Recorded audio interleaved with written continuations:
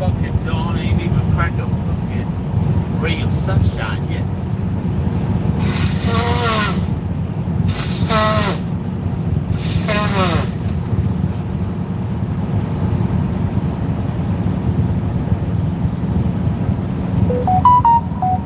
Let's go. Tune up AC time. 110 miles, 1 hour and 52 minutes, 6:26 a.m. is the delivery time. We're about to get there probably 6:37 a.m. And golly, don't you know it? Wouldn't you know it?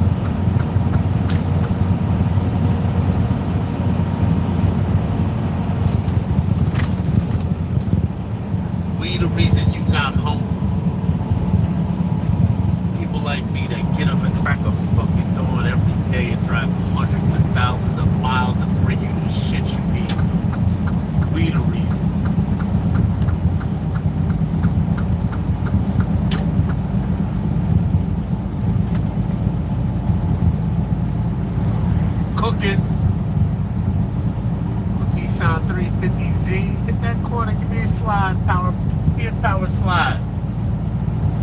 Some spinny boy shit. Let's go.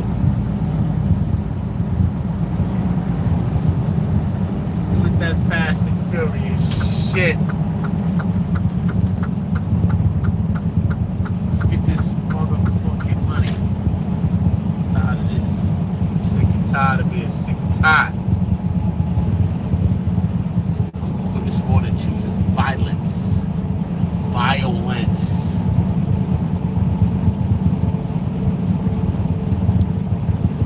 why? You know why I choose violence every day?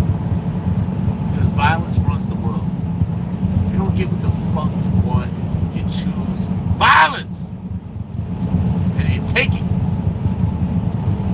You're damn right. Because it ain't easy getting up. Sometimes you gotta curse yourself out to get the fuck out of bed. Get your ass up. Get your ass up and get out of bed. You gotta tell yourself sometimes. And it's alright. Tell yourself, get your lazy black ass up out that bed. It's alright. Sometimes you need to hear that shit. Because if ain't nobody gonna tell you, you should tell you. You gotta whoop your own ass and shit. Or let the world whoop your ass. That's all that's gonna happen. You only got two choices. Let the world whoop your ass or whoop your own ass and get your shit together. Get your shit together. Yeah, I'm talking to you. I'm talking to me too. I give myself the same old pep talk.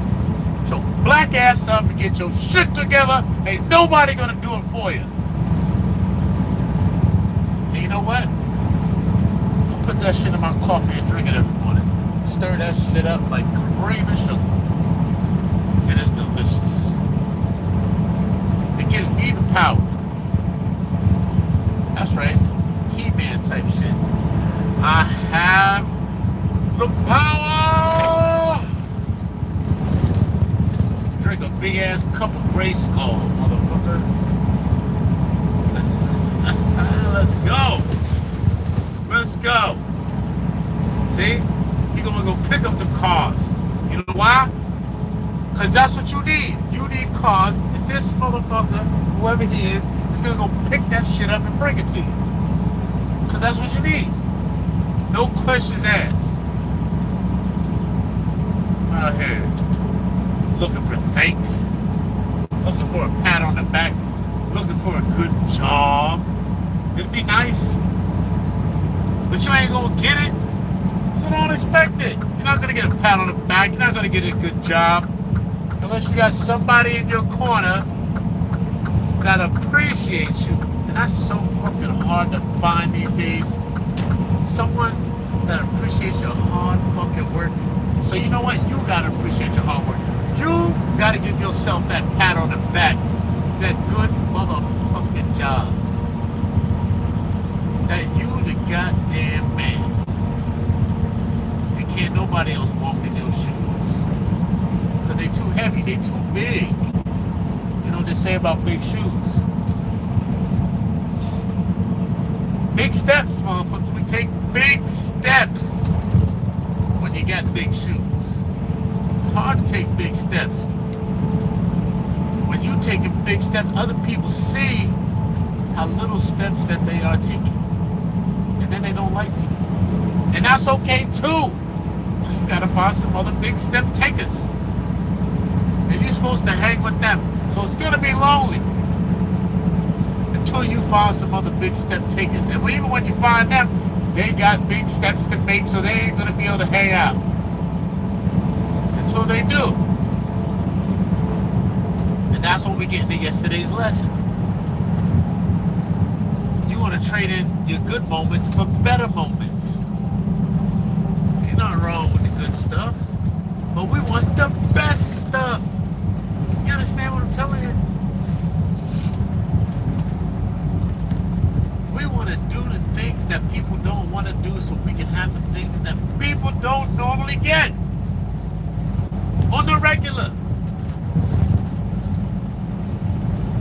You think Ray Price got his name on that motherfucking Ford building selling those cars just by selling a few?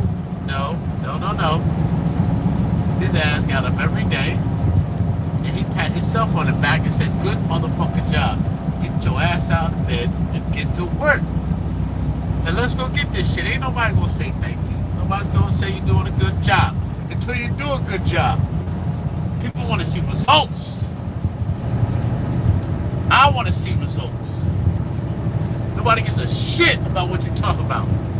All we want to see is, did you do it or not? Did you do it? Are you doing it?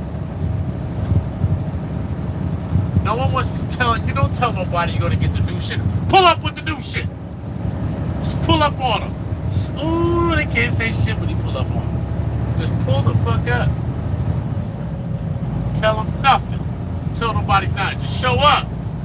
Don't tell them you got a new job.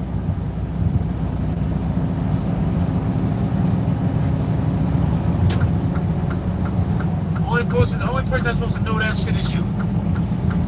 Don't tell nobody nothing. You don't owe nobody no explanations. You don't gotta explain yourself. Get your ass up and come on with me. We're gonna do this. I'm gonna be here every goddamn day. Unless it's my day off, you ain't gonna see my black ass. But if I'm here working, I'm gonna show you, because it's what it takes. You gotta get up every day. You gotta put the money you earn aside, so you can pull up on a motherfucker. That's what you're supposed to do. You're supposed to pull up on a motherfucker. You understand me?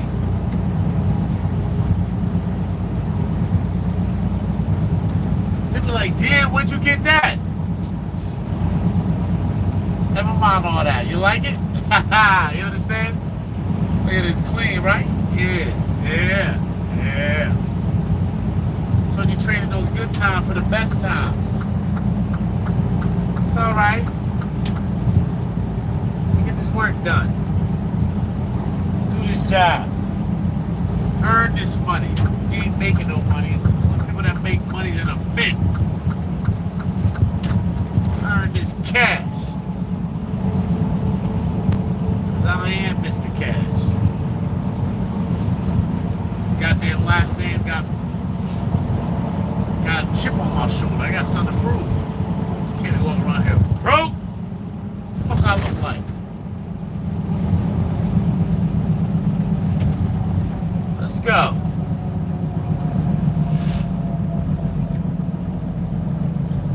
Ain't too many people out here this morning, right? What you see? A whole bunch of trucks. A few people out here. A few regular cars on the road.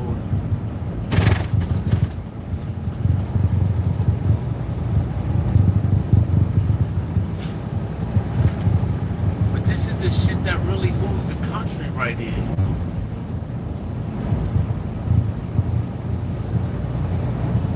The people you don't see driving these motherfucking big ass trucks, bringing these goods, bringing a load to a town near you,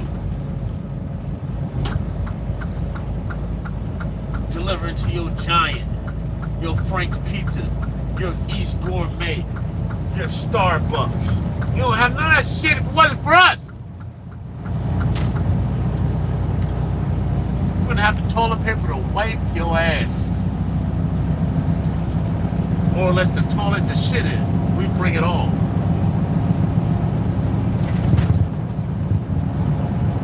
So next time you see a truck driver, smack him on the ass. Kiss her in the mouth.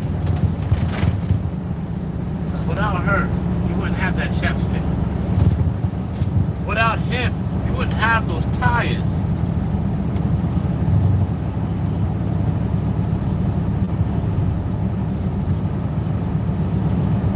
Without us, you couldn't even put tariffs on shit. There wouldn't be no shit with tariffs on. Stop playing with your boy. Playing with us out here. We should be making more than the brokers. Brokers shouldn't be making more than the fucking people that are delivering the fucking goods. Shit is stupidness.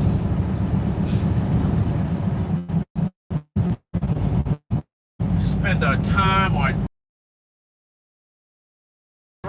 driving the fuck around. No one's gonna say thank you. Appreciate the shit that you get. Spoiled ass motherfuckers. Don't create nothing, just fucking complain. Whine and complain. Cut the shit.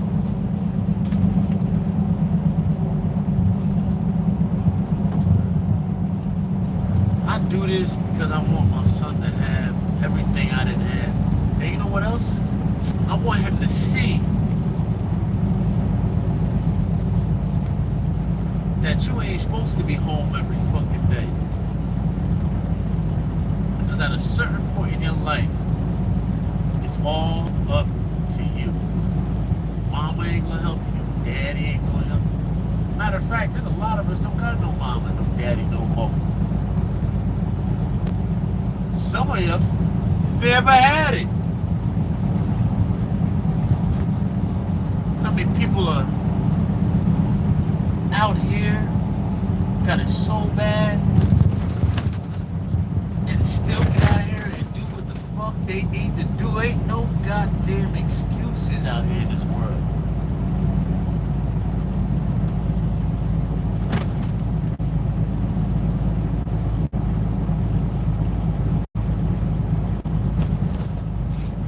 That's right. Enjoying myself. Mr. French, what up, baby? Where you been at, Mr. French? Ha ha! Mr. French understands. You know I'm enjoying myself. Who else ain't gonna enjoy myself except for me? You damn right. I love some me. And you should love some you. I'm the first person I want to be around. Let's go, man. Let's get this. No time to be out here fooling around.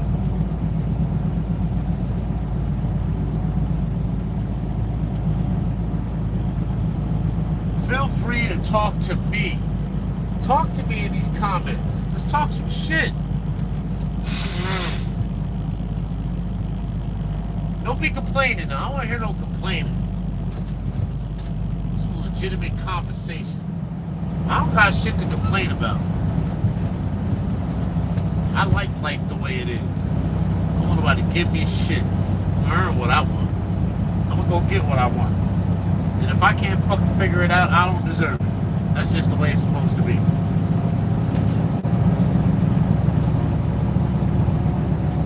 So let's talk this shit this morning. What do? You getting up out here, getting to the mulachi, huh? Getting to that money? You out here shopping at the Pocono Premium Outlets with Puma, Coach, Gap, Factory American Eagle, the Crocs. The Crocs got a fucking outlet store? God damn. What they selling besides Crocs? Anywho. What I know is, get out there, contribute, give something to get something. You know what the difference between the rich people are and the people that trade their time for money? They position themselves to give more than they would normally be able to give by themselves. So I'm learning how to do too.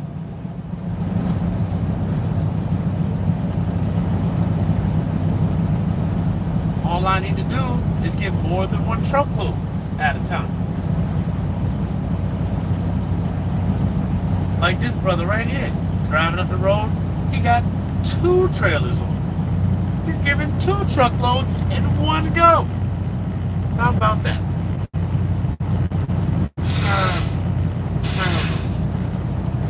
Delivering them packages, delivering that FedEx to a residence near you. They rent a truck. We don't know what's in there. They could be hauling anything. They could be hauling, they could be moving. Or they could be using that truck to make some money. Put the goods in the back of this shit. Rent this truck to go make this money with. There's all kinds of ways to do it. Let me see. I've been a mechanic for 24 years. Ready to hang it up and deliver cars on a 40-foot. You damn right. Bought a truck, Fixing it up now. That's what the fuck I'm talking about. You damn right, Tony. Go get that shit, baby. What you talking about, Mr. French? Yes, sir.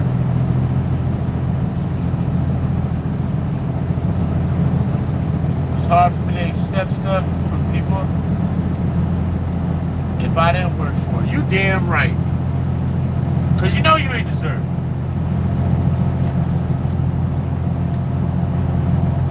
That's what I'm talking about. You understand? You guys get it. Get it. If you want more, you gotta do more. And don't think you're gonna do the same thing and it's gonna come out with some different results. It ain't. You want different, you must do different. You ain't gonna keep going to the same job bugging your boss for a raise. Learn something new where they have to pay you. That's all there's to it. Position yourself to get motherfucking paid. It ain't rocket science. But you do need to learn some shit. You gotta learn. I don't care how old you are. If you gotta go back to school, take your ass back to school. If you need to learn a language, get Pimsleur. Get Duo. Get whatever the fuck. Get a tutor. Get whatever you need to get whatever you need. Stop acting like it's a hard decision. It's not a hard decision. Decisions take a second. You gonna do it or you're not. 1 second. Oh, I decided. I'm doing it. Oh, I decided I'm not doing it. And that's all it is. You don't need all night. You don't need to sleep on shit. If it's gonna benefit you, do it. That's all there is. Don't complain. The time's gonna go by anyway. And once the time goes by, the time is gone. You're never getting yesterday back. Ever. And you ain't promised tomorrow. So you better get on it today. Right motherfucking now. Right now's the time. Ain't nobody gonna do it for you. Ain't no one gonna pat you on the back and say, good job, let's go, you got this. No. You come to this channel, I'm gonna tell you all day, you got it, you can do it, you can do it. But if you ain't doing shit, it don't mean nothing. The only person that should tell you that you can do it is you. You only need to tell yourself you can do it while you're doing it. What's up, Mr. Fish? You hauling flatbed? No, I'm hauling refrigerated. I used to haul flatbed. I hauled flatbed for 6 years.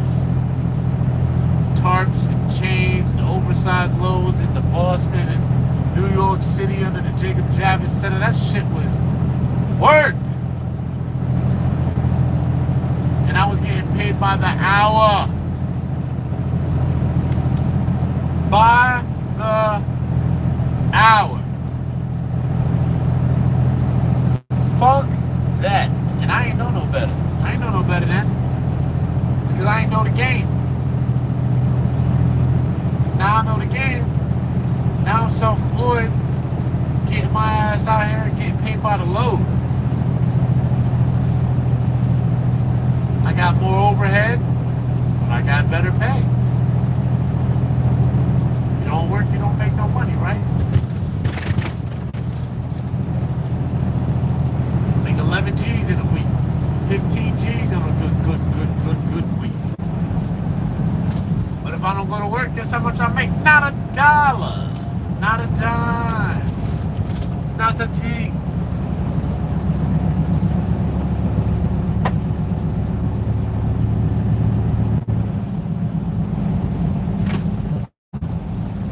Get out here. Run these refrigerated goods. This is my service. My service is bringing goods.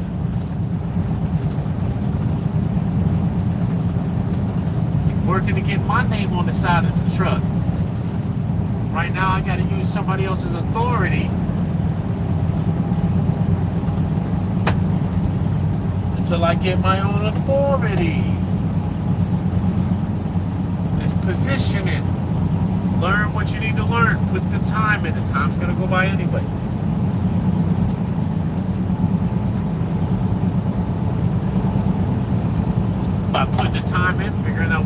pay for, paying all the shit that you need to do, and doing it for years on end, you learn.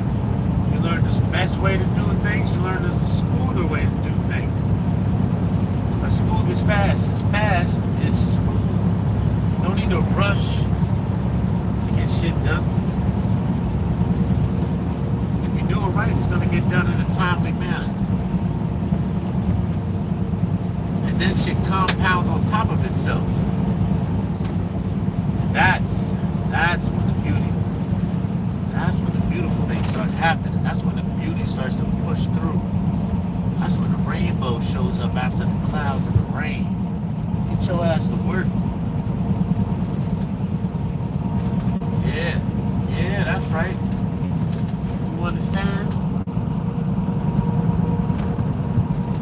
My man Ronald gets it. He gets it. Let's go. Start today. Start right now. Get out here and go get something for you. Get what's yours. Make a decision. Get a plan together and don't fucking stop until you get it done. I'm telling you. Don't nobody got a fucking plan. How you a man without a plan? Don't no woman want a man with no fucking plan.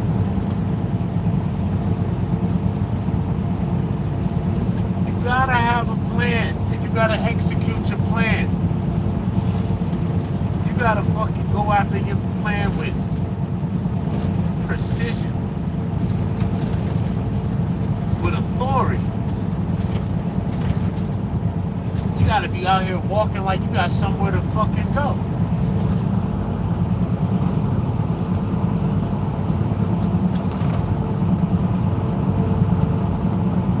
You gotta keep moving. You need friends like me. You need friends that don't need no motivation. Like fucking Batman. I don't need coffee in the morning. I just need to get up. That's all I need to do. As soon as I get up, it's on. It's on and popping. I ain't scared. I'm hungry. I'm hungry. I need more. I'm unfucking satiable.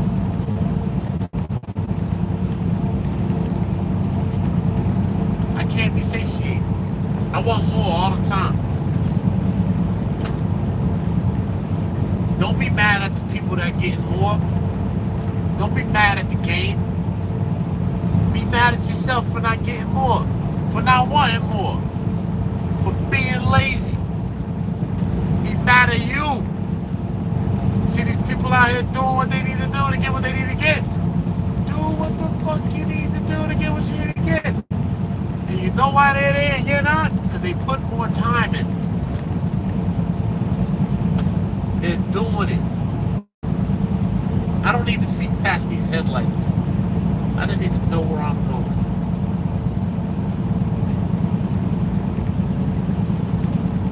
The Eisenhower Interstate has hundreds, thousands of miles of fucking road. Shit is not ending. You're not gonna run out of road. You're not gonna run out of somewhere to go. They're never gonna stop building roads. You know how much earth they move to make this shit, to get this shit where it needs to be?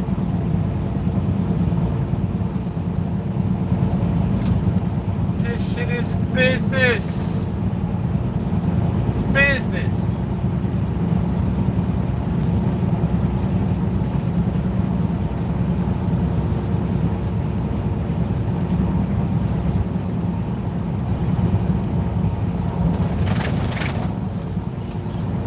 Let's go. I said all I want to say today. You know what?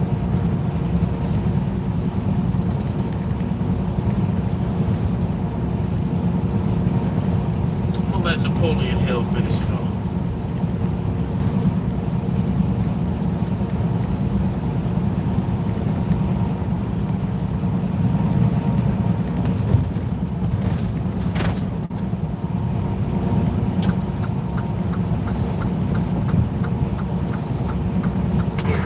For your impact on it. There comes a moment in every man's journey when the weight becomes unbearable. when the road turns silent and heaven itself seems to retreat. But it is in this moment, yes, precisely here, that the gates of greater purpose begin to tremble with pressure. When God is about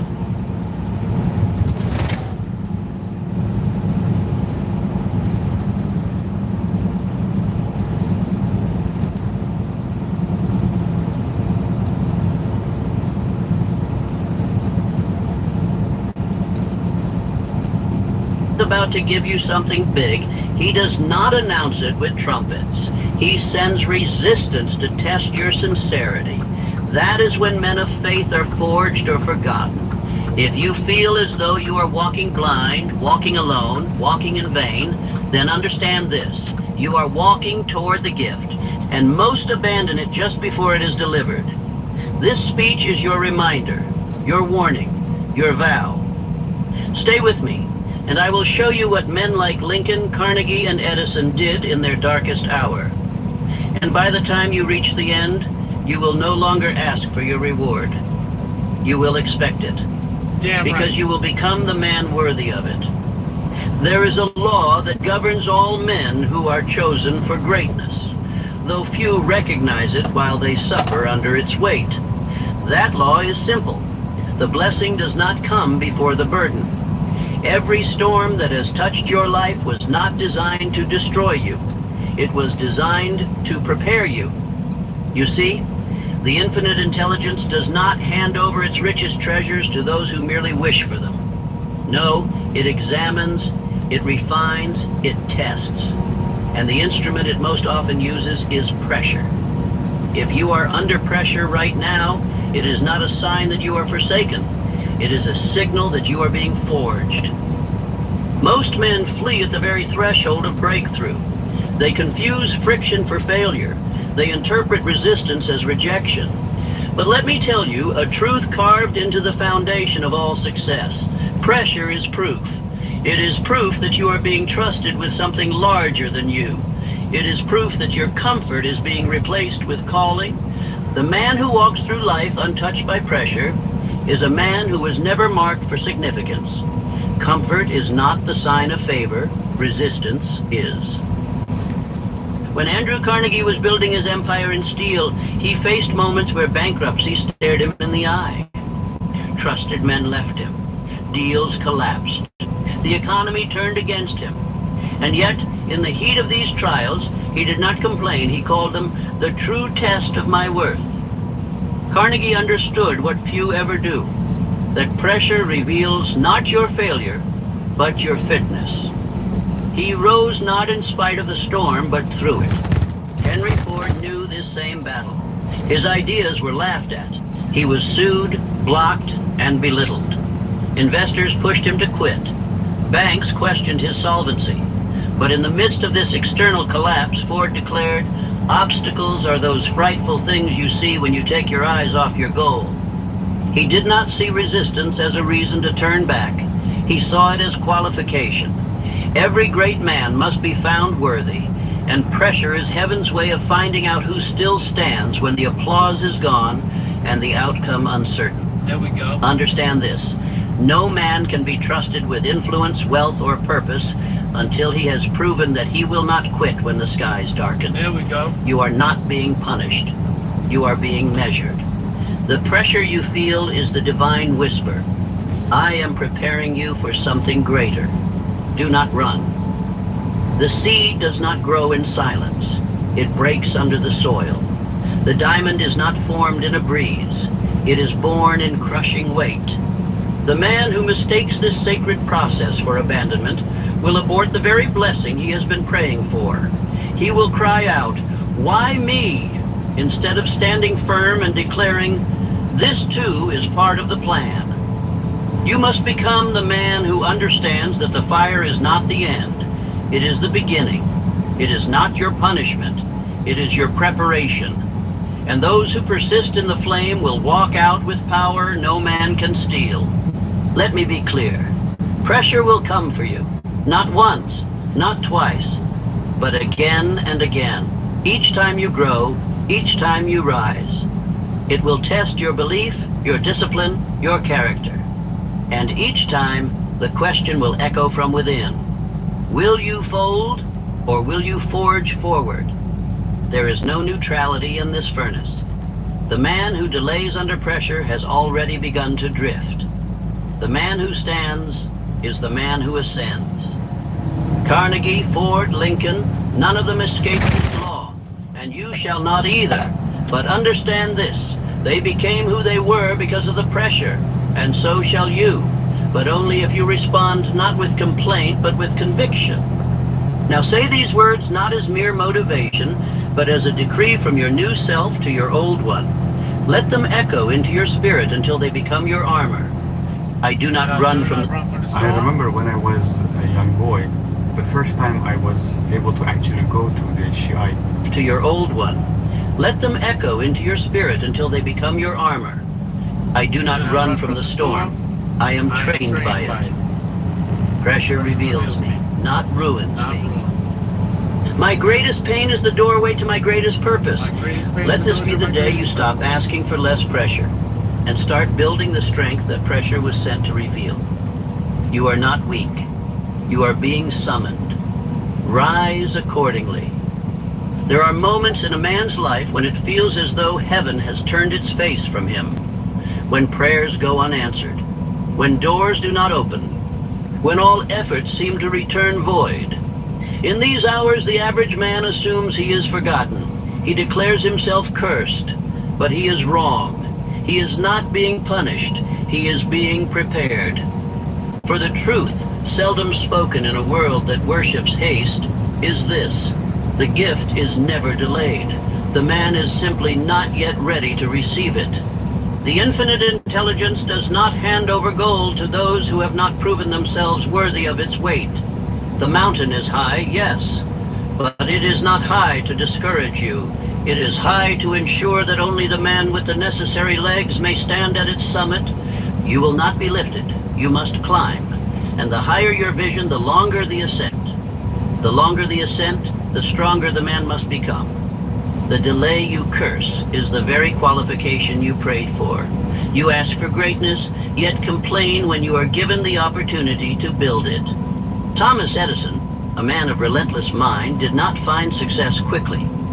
He failed not once, but thousands of times in his pursuit to create the incandescent bulb. He did not weep in failure. He did not curse the delay. He knew what most forget. The result was not hidden from him. It was hidden for him. Buried just deep enough to demand persistence. Protected just long enough to mature his character. Had he found it sooner, perhaps he would not have appreciated it. Perhaps the world would not have either. But because he endured the silence, the failure, the years of grinding repetition, he became the man worthy of the answer. Abraham Lincoln knew this delay intimately. He failed more than he succeeded, lost more elections than he won. But every defeat carved deeper strength into his backbone. Every loss burned away superficial ambition and replaced it with sacred purpose. He could have surrendered. Many men of equal talent would have, but Lincoln held his vision in silence. He walked forward with no applause, because he understood a principle most men never grasp. The vision comes before the stage is ready. And the man must be ready before the stage can be trusted with his voice.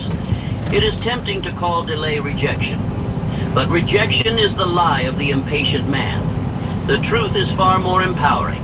Delay is divine development. The dream you hold was not denied. It was simply not yet deserved. You are still becoming, still refining. The very pressure you wish away is crafting the exact version of you that will not crumble under the weight of what is coming. Do not seek to escape this process. To receive too soon is to collapse when the responsibility comes. To succeed before becoming is to sabotage what should have saved you. Do you not see? The door is not locked. It is timed. And you are the key being shaped to open it. No effort is wasted. No trial is in vain. The lesson you learn in this dark season will be the light you carry into the next. The delay is not a void, it is a school. It is where your character is shaped, where your resolve is proven, where your spirit is molded to handle what comfort could never prepare you for. This is where most men give up. They walk away, blaming God, blaming fate, blaming the world. But the man who understands waits, not passively, but powerfully. He builds himself so that when the day arrives, he is not surprised by the blessing. He is prepared to master it. Say these words not as hopeful chants, but as decrees from the man you are becoming. I trust the timing of my transformation. I prepare daily for what I have not yet seen. My delay is my development. I am not waiting. I am building. The blessing is not denied. It is waiting for me to be ready. You are not forgotten. You are not behind. You are in the exact place required to grow into your next self.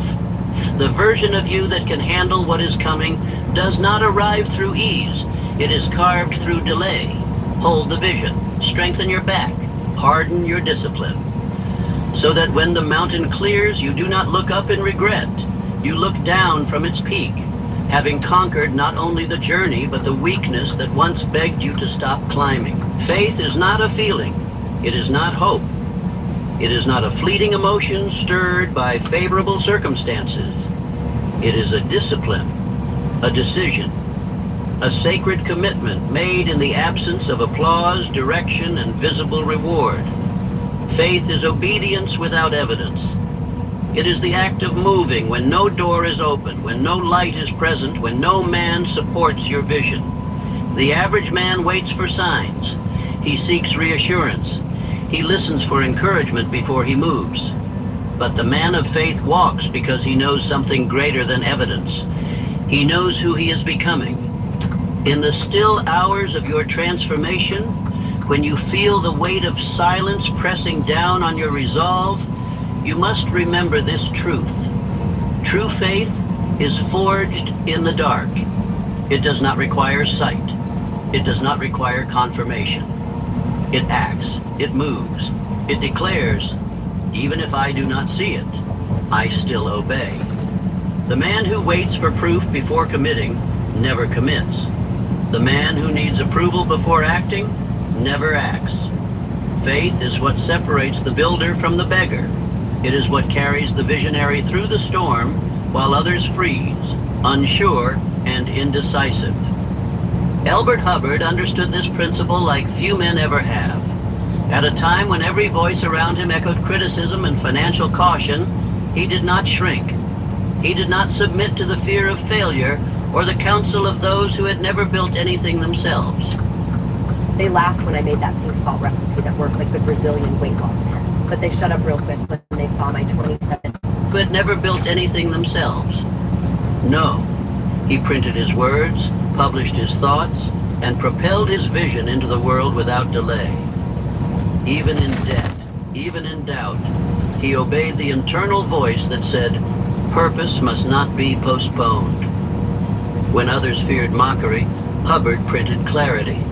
He did not ask for the world's permission to live aligned. He commanded his future through unwavering, repeated acts of belief. Understand this clearly. The man who walks by sight is not a man of faith.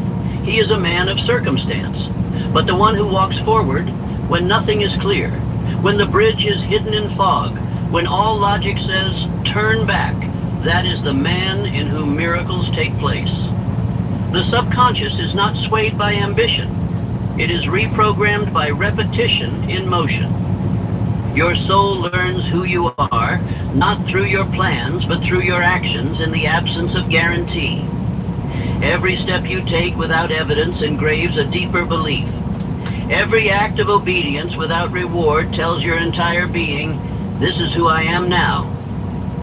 Faith is the seed planted in barren soil. It is not discouraged when no fruit appears the next day. It does not curse the process. It does not question the outcome. It continues. Because it knows the law is unbreakable. Obedience always precedes manifestation. The man of faith understands that movement is not dependent on emotion. It is a matter of identity. He walks because he must. He builds because he is a builder. He keeps going because stopping would mean betraying the man he swore to become. There is no special reward for those who merely plan to believe. The treasure lies with those who walk while they are still bleeding, still doubting, still empty-handed, but walking nonetheless. The voice of God, of destiny, of definite purpose, does not shout. It whispers. And it whispers most clearly when you move without needing the world's reassurance. This is the test, not of faith alone, but of identity.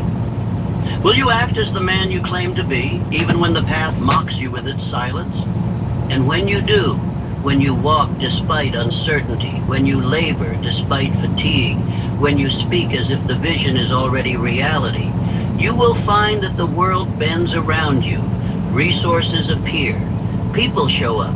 Opportunities align. Not because you waited, but because you moved. You obeyed purpose when it was invisible. And so now the invisible must become visible. This is the great law of all achievement. Obedience is the architect of destiny. Speak aloud what you must now embody, not once, but daily. I walk even when the path is not visible. I am the type of man who has faith. My obedience unlocks the unseen. I do not require evidence to act. I act to reveal it. Let the world ask for signs. Let others delay until conditions are perfect, but not you. You are not a man who waits for the storm to pass. You are a man who walks through the storm as if the sun has already risen. And when it does rise, as it always does for the faithful, you will not be surprised. You will nod silently and say, I was already on the way. The average man does not quit because he fails. He quits because he waits. Delay is the silent killer of ambition, not because it harms you, but because it reveals you. A man who desires only what comes quickly, what arrives on schedule, what requires no persistence, has never desired with depth. He has merely flirted with ambition. True desire is not disturbed by time. It does not count the days. It does not watch the clock. It walks forward with certainty, regardless of how far the destination may lie. It is in delay that the real testing begins. The dream whispers to you in the beginning, seducing your excitement, igniting your plans. But then it goes quiet, and in that silence, there is the test. Will you move now?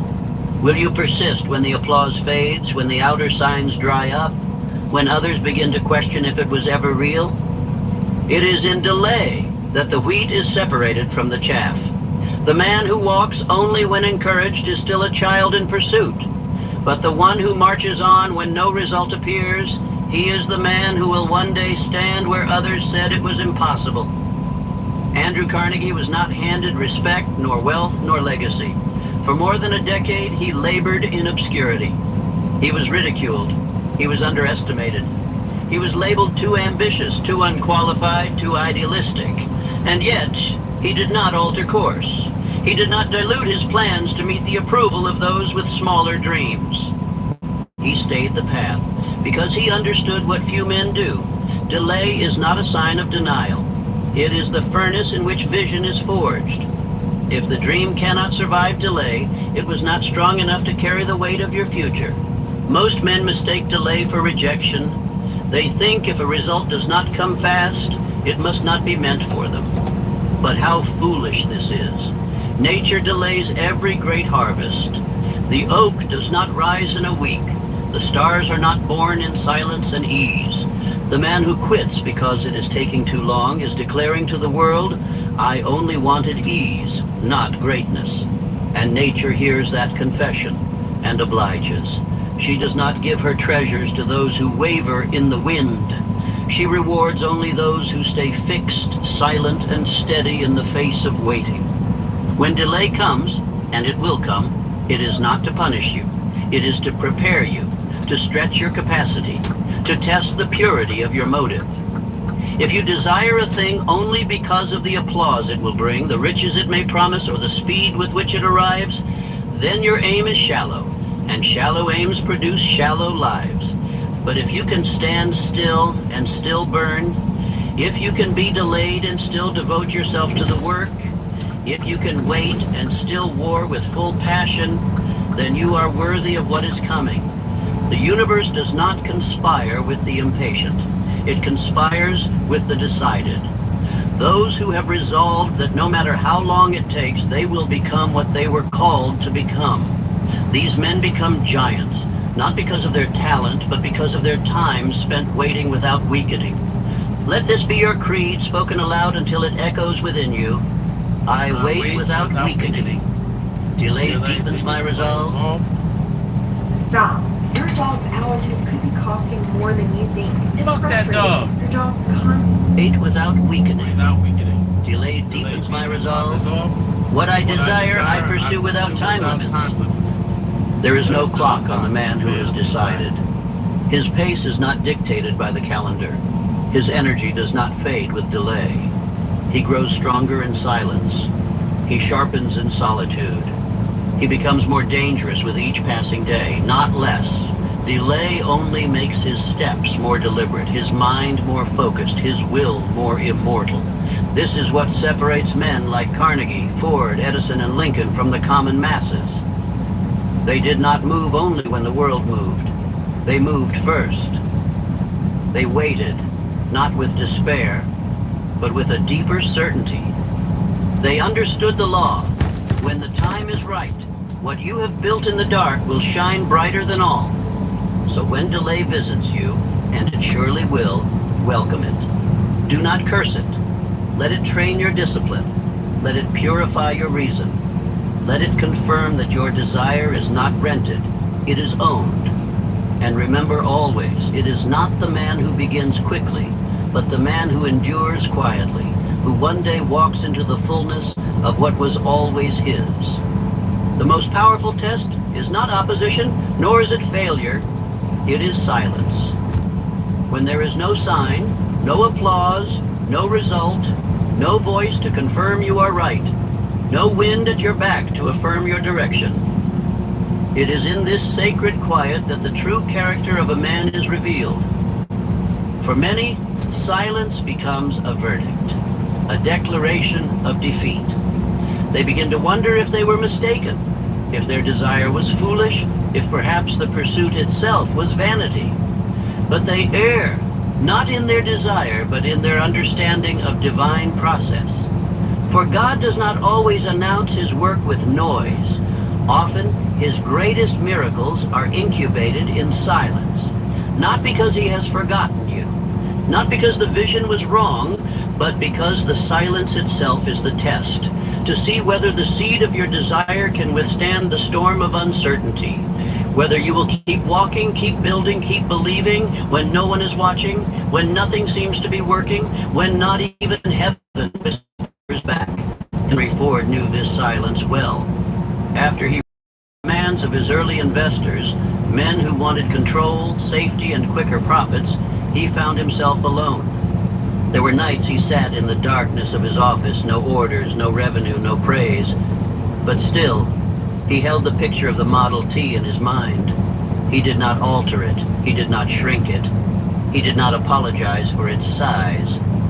And because he stayed faithful in the silence, the day came when the noise of the world caught up to the certainty of his vision. Thomas Edison spent more hours alone in his lab than most men spend in conversation their entire life. He heard no encouragement from the public, no cheers from newspapers. He walked into that lab day after day, with no guarantee of success, no promise of reward. And yet, he worked as if the light had already been invented, because in his spirit, it had. The silence was not a deterrent, it was the signal that greatness was here. And so he obeyed not the silence, but the voice within him that had already decided. Most men panic when silence arrives. They try to fill it with distractions, with comparisons, with new ideas, or worse, with surrender. But this is the hour when you must be most still and most strong, for it is the stillness that confirms whether your vision is truly yours. The dream that cannot survive silence is not yours. It is a borrowed ambition. But the one that keeps burning even when no voice answers back, that is the vision born from your soul and sealed by the divine. The silence is a forge. It will melt what is weak. It will burn away what is false, and what remains will be unshakable. If you can survive this test, you will never be the same. For the man who has walked forward in silence, who has obeyed without instruction, who has trusted without proof, he is not a mere man anymore. He is a man of faith. He is a man who commands reality. And so when silence comes, do not demand a sign. Do not beg for confirmation. Do not question the fire within simply because the world around you has gone quiet. Instead, remember this. God tests in silence what he intends to trust with greatness. The silence is not his absence. It is his approval. He does not speak because he is watching. He does not answer because he is recording. Will you persist? Will you stand? Will you walk as if it is already done? Affirm these words until they are carved into your mind. I walk faithfully, even when no voice is speaking back. I persist in silence with the certainty of sound. I am the type of man who does not require permission to continue. I do not panic in silence. I am prepared in it. Understand, my friend, that the silence will come again, perhaps often. But let that be your ally. Let it be your cue that something sacred is being shaped. Let it be your training ground, for the men who walk with certainty in silence shall one day be followed by the noise of nations. But they will no longer need it, for they will have become men who do not move because the world claps. They move because their soul commands it. It is the strangest thing. The moment a man is nearest his breakthrough, a door opens. But it is not the door he prayed for. It is not the arrival of the vision. It is not the fulfillment of his labor. It is something far more dangerous. Do you know what eating cabbage can do to your heart? Cabbage is a cruciferous vegetable that resembles lettuce. Labor. It is something far more dangerous. It is an exit. A polite offer, a comfortable opportunity to rest, to delay, to settle. It does not arrive with horns and heat. It arrives with calm, with logic, with mercy. And yet it is betrayal. It is the quiet voice of compromise cloaked in kindness. Right before destiny opens, the devil offers you another way out. And this is not conjecture. It is truth written in the lives of every man who ever tried to achieve something great. For the moment you decide with all of your spirit that you shall not return, that you, or there's still time, or why suffer? It is exactly as I described in Outwitting the Devil. The enemy of success is not always failure. It is often false success. The offer that comes before the real one, the check that comes before the riches, the comfort that precedes the crown. And most men, hearing no thunder and seeing no applause, take the exit. They do not know that what they've accepted is not a blessing, but a bribe, a buyout from the mission their soul was born to complete. Charles Schwab, when working alongside Andrew Carnegie, was not immune to this. Before steel became the defining industry of America, Schwab was approached by rival magnates. They offered him safety, more pay, less pressure, more recognition. But Schwab knew these were not opportunities. These were traps. These were exit signs. And had he taken them, he would have become just another name in a ledger. Instead, he stayed. He endured, he expanded, and he earned not just success, but sovereignty over his field. You must come to recognize this pattern in your own life, that when the path gets hardest, when the silence is deepest, when the doubt is strongest, that is not a sign you're failing. It is a sign the devil is losing grip. It is a sign that something is breaking through in the spiritual realm. And so he makes one last attempt. He dangles an easier life. He suggests one more delay. He reminds you of your past, your wounds, your options. But you, my friend, must see clearly. That door is not for you. The man who is chosen for something great cannot afford to be soft. He cannot be deceived by ease. For ease is not the inheritance of the will cost everything that isn't aligned with it. If you are not willing to turn down the exit, you are not ready to receive what God has promised. For a man cannot serve two voices. He cannot be both committed and cautious. He must be all in, or he is already out. You will not be spared this test. If you are on the path, the exit will appear. It may look like rest. It may sound like safety. It may wear the face of approval. But ask yourself, if I take this door, is it the dreamer or the drifter? Is it your higher self or the one that's afraid to rise? Is it God or the devil? If it is not your definite chief aim in disguise, then it is your destruction in disguise. And you must slam that door without negotiation. You may feel tired, you may feel stretched, but this is not the time to evaluate. This is the time to endure.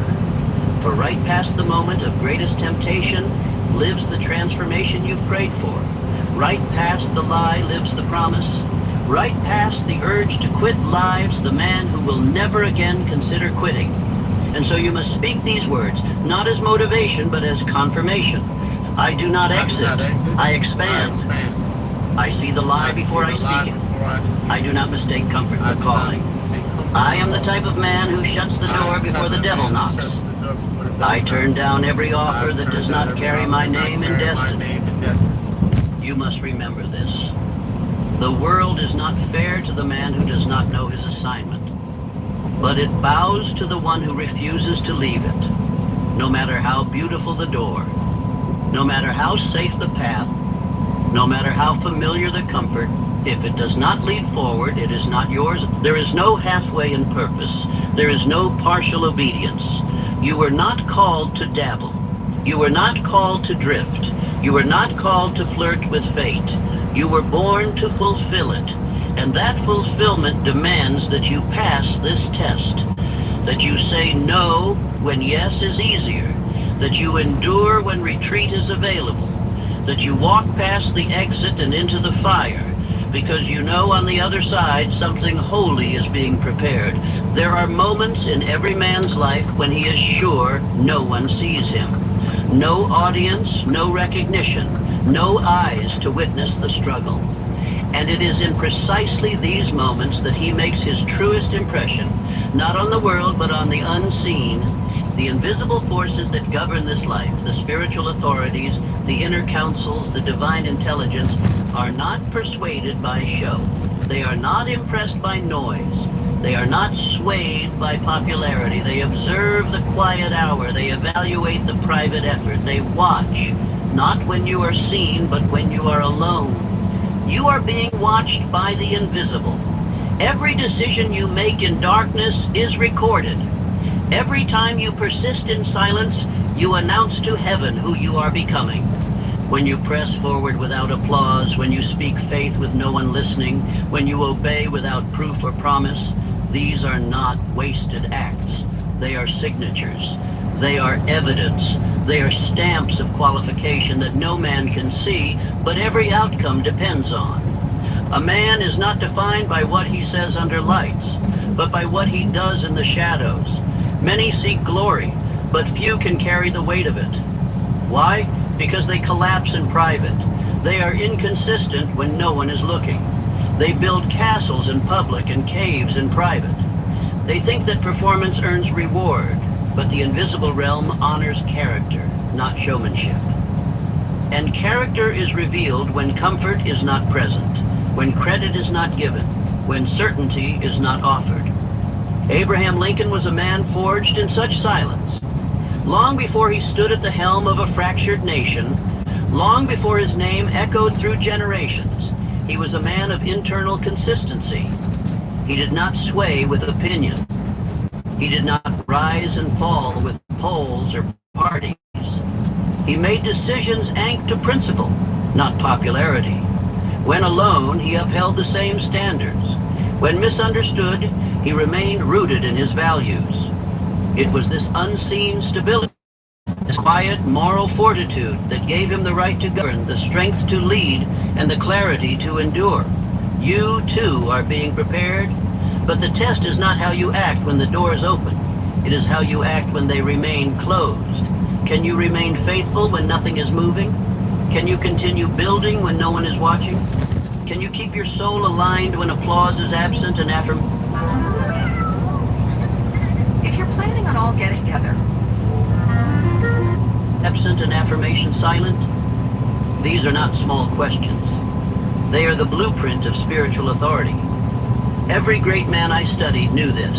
Edison did not require a crowd to believe in his invention. He did not need public opinion to keep testing filaments.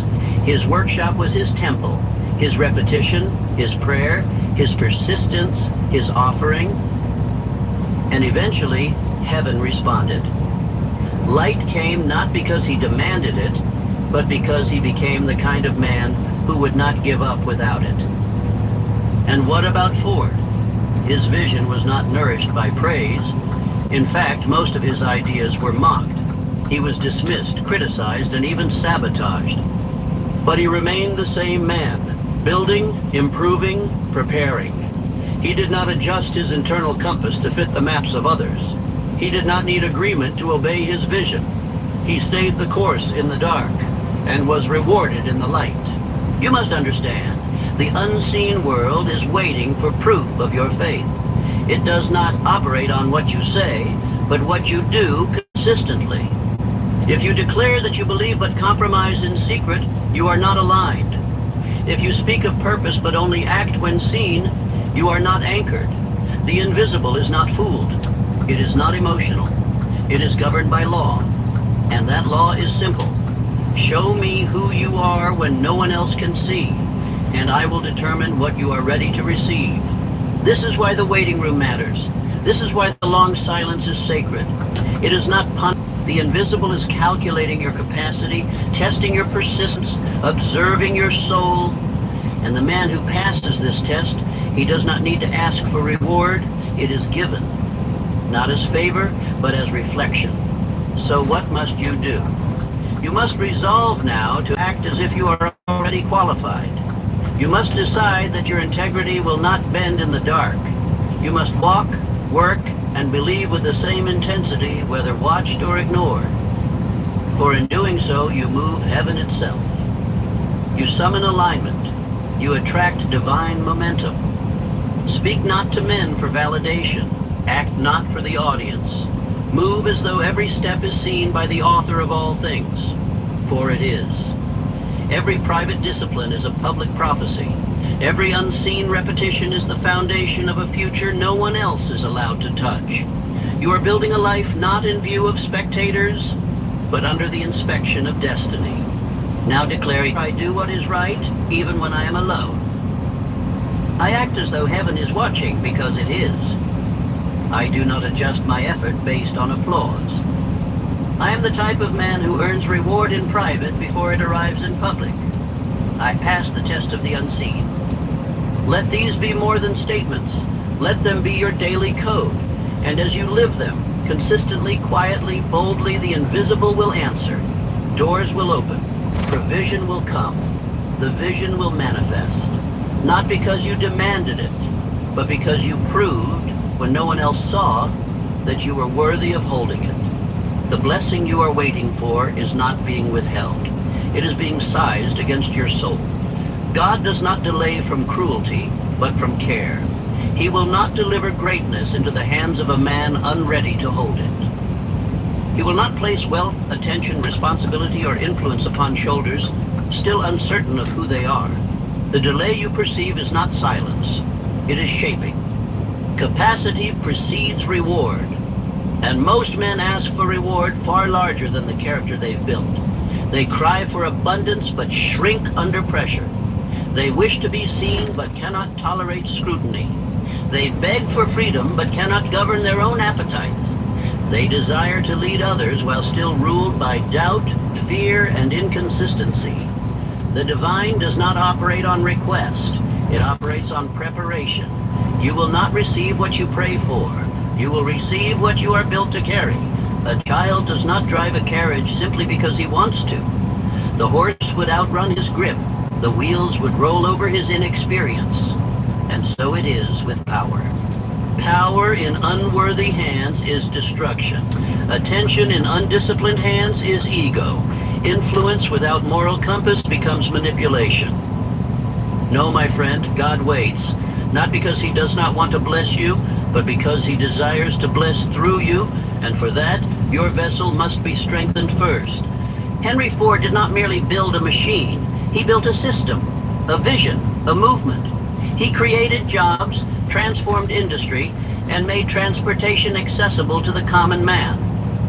But had he received attention at the wrong stage, had he tasted success before the skeleton of his discipline was set, he would have crumbled under the weight of opinion.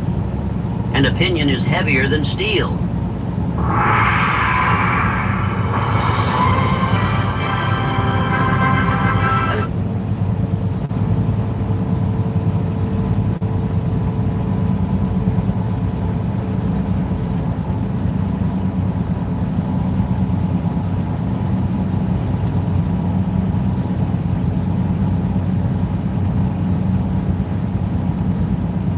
And opinion is heavier than steel, criticism sharper than iron. It was his long solitude, his repeated rejection, his deep conviction that gave him the internal structure to carry the external reward.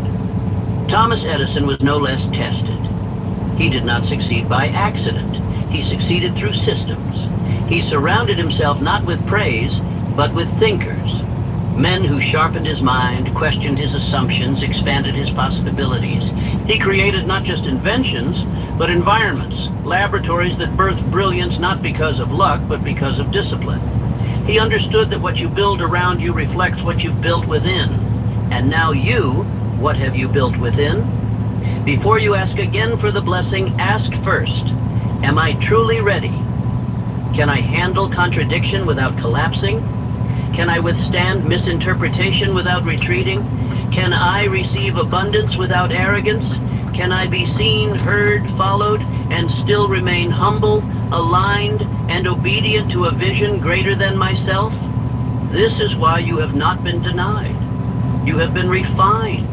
The hammer that strikes the steel is not punishment, it is purpose. The fire that heats it is not cruelty, it is creation. Your seasons of isolation, of being unseen, of being overlooked, these are not curses. These are the sacred hours of expansion. Your frame is being stretched. Your soul is being widened. Not so that you can boast in your arrival, but so that when you arrive, you do not break beneath the gift. The man who wishes to command must first learn to serve. The man who wishes to teach must first learn to live. The man who desires to inspire must first suffer, so that his words carry the power of proof.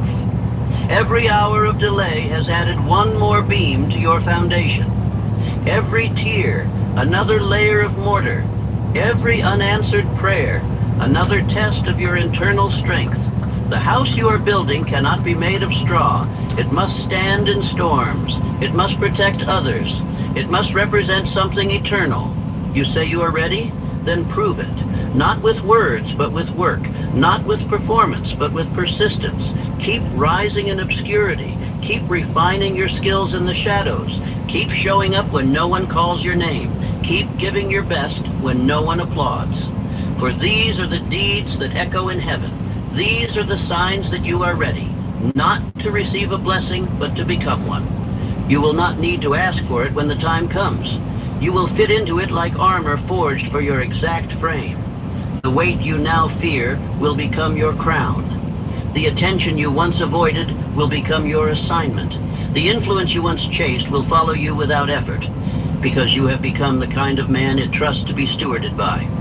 And so I ask you now, how are you growing your capacity?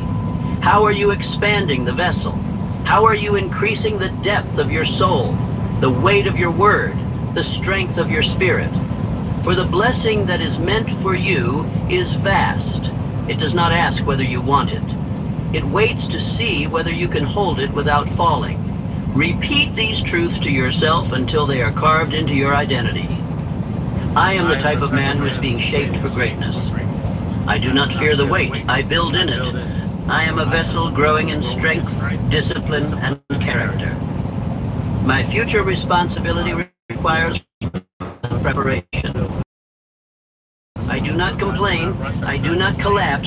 I build. I build. And so you build, brick by invisible brick, until the day comes when the door opens, the room is full, the eyes are watching, and you realize you did not come to receive the blessing. You came to carry it for others. And that, my friend, is the mark of the man who has been made ready. Do not merely ask for greatness, prepare for it. The blessing you seek is not handed down from heaven like an unearned crown. It is entrusted to those who prove, through daily habit and self-examination, that they have grown the character, strength, and discipline to carry it. The question is not whether you want it. Every man wants. The true question is whether you are becoming the man capable of holding it. Sit down in silence, with pen in hand and clarity of mind. Write down what you claim to want from life. Do not filter. Do not water it down. If you say you desire wealth, then write it plainly. I desire great wealth. If it is purpose, then let it be. I desire to live aligned with a mission higher than myself. If it is leadership, love, influence, or peace, declare it as it truly lives within your heart. And now for the test. Beneath that desire, ask yourself this sacred question. What must I become to carry this? What qualities must exist in the man who holds that dream without it destroying him? Who must you be to attract and sustain the very thing you say you are waiting for? If you wrote down wealth, then perhaps the answer is, I must become disciplined, responsible, generous, a master of value creation. I must be immune to extravagance and anchored in purpose, not possession. If you desire leadership, then you must become courageous, clear-minded, unmoved by public opinion, willing to decide when others hesitate, able to suffer misunderstanding without losing moral direction. Whatever your desire, write down who you must become to hold it without crumbling under its weight. Now take it one level deeper. Beneath that answer, write this final question. What am I doing daily to become that man? This is where most falter, for they speak with conviction but act with compromise. They claim to want the mountain, but train like men satisfied with the valley. Your desires are sacred, but they mean nothing if they are not matched by daily action that forges the required self. Do not lie to yourself here. Be exact. What habits are building you into a man of wealth? What routines are aligning you with purpose? What disciplines are preparing you for influence, responsibility, or spiritual depth? If your day does not reflect the weight of your desire, then your desire is fantasy, not faith. Once complete, do not tuck this away in a drawer of forgotten notebooks. Post this challenge where your weaker self must see it every single day. On your bathroom mirror, on the inside of your door, in your wallet, in your car. Wherever the man of distraction may attempt to rise, place this truth in front of his face. Let it judge you. Let it instruct you. Let it remind you that your preparation is your prayer, that your consistency is your belief, that your present actions are your prophecy. And as you read it daily, say this aloud, not once, but until you believe it. I am the type of man who is becoming what my dream requires. I build daily what others hope for weekly. I earn my blessing by the man I become before it arrives. My desire is matched by my development. I will not ask for what I refuse to become worthy of. Your greatest dream already exists in potential. Whether you meet it depends not on the passing of time, but on the rise of self. The man you must become is calling, and your answer is not in more asking, but in becoming the answer, one decision, one day, one discipline at a time. There arrives in every man's pursuit a sacred moment, an hour where the choice is no longer theoretical, where the crossroads is no longer a concept, but a call to war. This is that moment. No more signs will come. No more external confirmations will arrive. If you are waiting for permission, you will wait forever. If you are asking for one more piece of evidence, one more sign that you are ready, then hear this clearly. Readiness is not a matter of evidence. It is a matter of resolve. The blessing you desire has already been assigned. Perseverance, and through refusal to fold, the pain is greatest. This is the breaking point. And contrary to what the drifting man believes, the breaking point is not proof that something is wrong. It is proof that you are finally standing in front of something sacred. For the highest rewards in life are always guarded by the highest resistance. Most men retreat when this threshold is reached, thinking they are being rejected, when in fact they are being evaluated. Heaven does not hand out greatness to the curious. It entrusts it to the committed. Carnegie, long before he became the Steel King, stood at a breaking point of exhaustion, doubt, and pressure. Man that my vision demands. And Can dark spots be removed? Absolutely.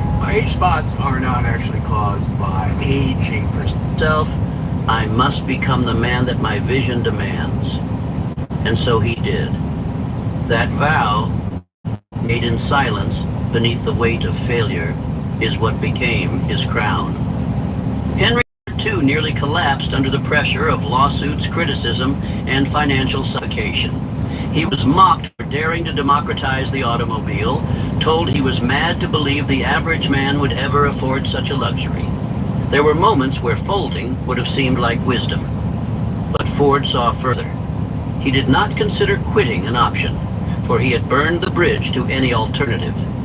His breaking point was not his burial, it was his baptism. And now, the same question comes for you. Will you finish or fold? You have spoken enough about change. You have waited long enough for the right time. The myth of someday is now exposed. This is the test that defines the rest of your life. This is the moment that will echo years into the future, either as your coronation or as the beginning of regret. And the difference between the two is not luck, not conditions, not resources. It is a decision, one made in pain, one made in fatigue, one made in sacred defiance. Do not be fooled. If you retreat here, you will return to a life that no longer fits. Once you have glimpsed your higher self, nothing less will satisfy. To turn back now is to sentence yourself to quiet torment, the knowing that you had a chance to rise but chose comfort instead. But if you choose to move forward, to finish, to press even when it hurts, then something greater than effort begins to guide you. Providence begins to align. The same invisible hand that tested you will begin to reward you, not because you begged for it, but because you proved yourself worthy through refusal to bow. This is not about motivation. This is not about feeling ready. This is about choosing powerfully in the absence of comfort. This is about obeying the voice within that says, you were born for this. And if that voice is faint, you speak until it grows louder. If that voice trembles, you steady it with declaration. Say it, I do not fold, I finish. I am the type of man who endures until the end. This pain is not my punishment, it is my passage. I was not called to quit, I was chosen to rise. The pressure does not weaken me, it identifies me. Speak these aloud until they become carved into your mind. Speak them not to believe in a fantasy, but to solidify a fact. You are at the gate. And whether or not you walk through it will be the single most defining act of your life. The time for consideration is over. The moment of comfort has passed. What remains now is the moment that separates the man who nearly made it from the man who did. And there is only one answer left to give. Only one path to walk. Only one version of you worth living. Decide now. Not in theory, not tomorrow, not with conditions. Now, will you become the man who finished what he started? Will you rise, or will you vanish beneath the weight of almost? This is your breaking point and your breakthrough. There is a strange stillness that follows great trials. Not the kind born of exhaustion, but the kind that settles into the soul after a man realizes what he has become. You do not enter this stillness as the same man who began. You arrive with a silence inside you, one earned through persistence, forged in uncertainty, and sanctified through fire. And when the gift finally appears, it does not come with trumpets or praise, it comes with knowing. A deep, unshakable knowing that you were never denied, it was simply not yet time. Most men cry out in the trial and beg for release, but the wise man understands. The trial is not punishment, it is preparation. The fire is not designed to burn him down, but to burn away the parts of him that were never meant to carry the weight of destiny. The delay was never distance, it was design. What you desired, what you were praying for, working toward, hoping would appear, it was always near. But it required a version of you who could wield it without being destroyed by it. The blessing was too heavy for the man you were. It demanded the man you now are. Andrew Carnegie once said that the burden of wealth was not in acquiring it, but in stewarding it. And only those who could delay gratification, endure isolation, and obey principle under pressure were worthy of such a task. That is the man God chooses. That is the man you have become. You did not receive the gift by forcing it. You received it because you stayed. You stood when others ran. You obeyed when others doubted. You endured when there was no applause, no clarity, and no safety net. You became the man that Providence could trust. That was always the requirement. And now that you stand at the gates, you find something strange, something sacred. The desire for the gift no longer burns the same way, not because it no longer matters, but because you matter more. You realize the true gift was never the thing itself, it was the transformation. The prize was not the outcome. The prize was who you had to become in order to receive it. Henry Ford became the man who could revolutionize an industry long before his car ever left the line. Edison became the light before the bulb ever lit. Abraham Lincoln became the Union long before the war was won. In silence, in solitude, in scorn, they grew, and so did you. You are now no longer desperate for the door to open because you understand. You are the key. You do not chase destiny. It is drawn to you by your decision to obey, persist, and become. You no longer cry out for evidence because your life is the evidence. The storm, the silence, the delay, the battle, they did not ruin you. They revealed you. And this, my friend, is the moment that no longer frightens you, when opportunity no longer distracts you, and when praise no longer owns you.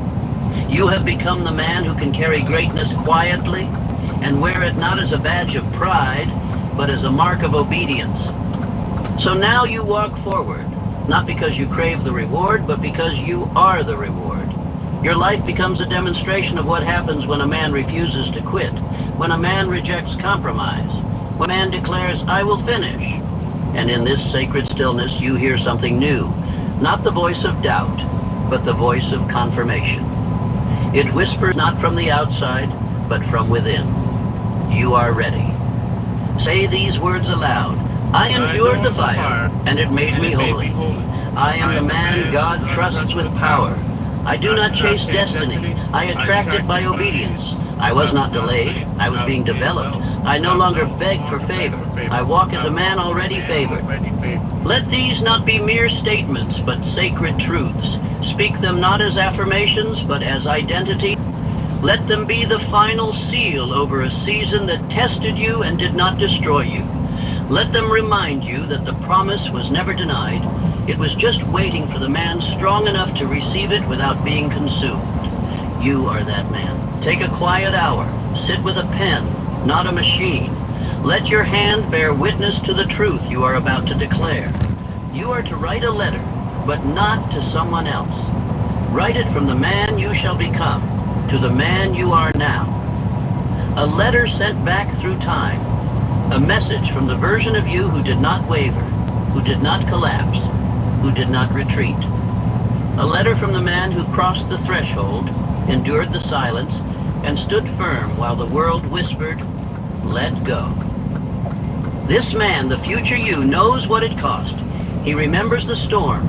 He recalls the days when your faith flickered and the nights when your resolve trembled. And in this letter, he speaks not with pity, but with honor. For it was you who endured. It was you who did not take the easy door. It was you who chose the path of discipline over comfort, clarity over noise, purpose over drifting. In your letter, describe the life you are now living 1 year from this very day. Describe how your days begin. What habits govern your mind? What victories have you secured? Who are you surrounded by? What have you built? Speak not in vague ideals, but in concrete vision. Detail the breakthroughs, describe the blessings. Speak of the doors that opened not by accident, but by obedience. Then describe the pain. Do not run from it. Honor it. Write about what you endured and how it formed you. Speak of the doubts that tried to drown you and how you rose above them. Name the battles you won within yourself. Record how you outlasted temptation, killed the old excuses that once ruled your life. Then, most importantly, thank yourself.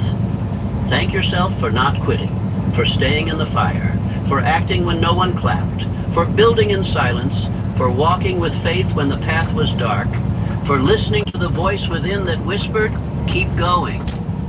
This led... What if one day could change everything? Tell me what he cannot. voice within that whispered, keep going. This letter is not mere imagination, it is blueprint, it is mirror, it is prophecy. Place this letter somewhere sacred. Fold it and place it on your wall or inside your journal. Read it once every month, not for motivation, but for memory. Adjust it as you evolve. Let it remind you that destiny is not some distant shore. It is forged daily in the furnace of discipline and direction. You are not hoping to become this man. You are training to become him. And today you write to prove it. Write your letter now. Would you like a templated example to help guide the format? There will come a moment, perhaps today, perhaps tomorrow, when you look back. And when you do, let it not be with resentment, but with reverence. For the storm you once cursed, the silence that made you question your path, the delays that wore down your patience, were never signs of neglect. They were sacred trials, divine chisels, tools in the hand of an unseen sculptor, shaping the character required to carry the very thing you asked for. You once thought the fire would kill you, that the waiting meant you were forgotten, that the pain was proof that you were not chosen. But now you understand, the fire was permission. It was not punishment, it was passage. And in that passage, the old man was burned away, his doubts, his inconsistencies, his begging for shortcuts, all consumed so that something better might rise in his place. Every great man who ever walked the earth knew this same fire. Henry Ford did not find peace in his pursuit, he forged it, blow by blow, trial by trial. Andrew Carnegie bore ridicule and near collapse before his empire stood. Abraham Lincoln walked through loss, through division, through solitude deeper than any man deserves, because he understood that destiny does not shout. It whispers through storms, and only the obedient hear it. You have now walked the same path. You have known the taste of waiting. You have felt the sting of stillness, but still you rose. You persisted when there was no applause.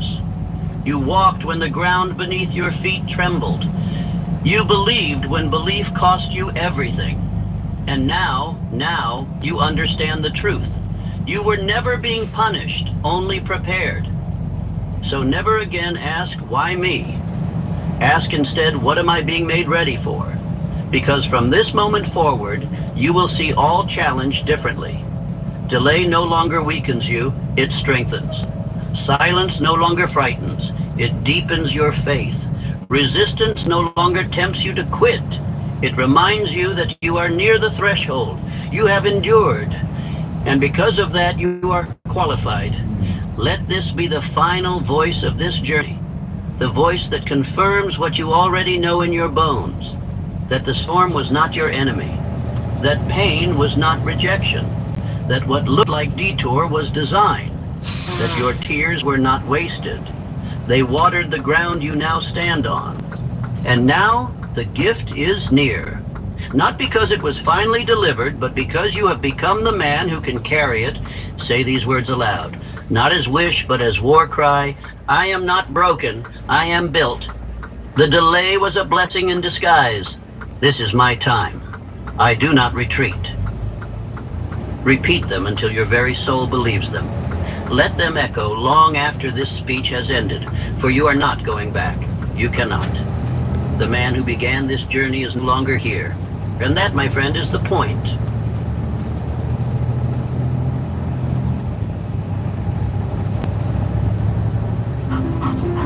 Hi, I'm Brett. And I'm Jonathan.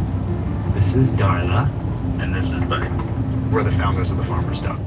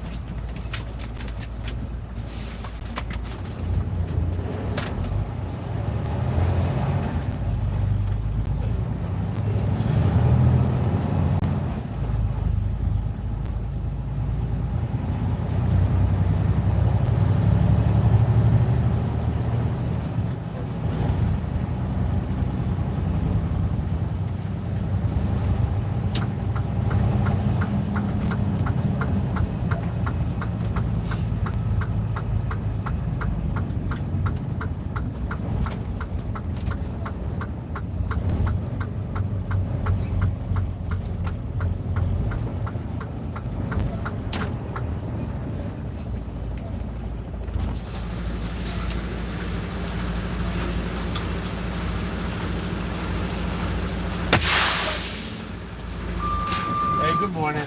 Am I in the right place? No.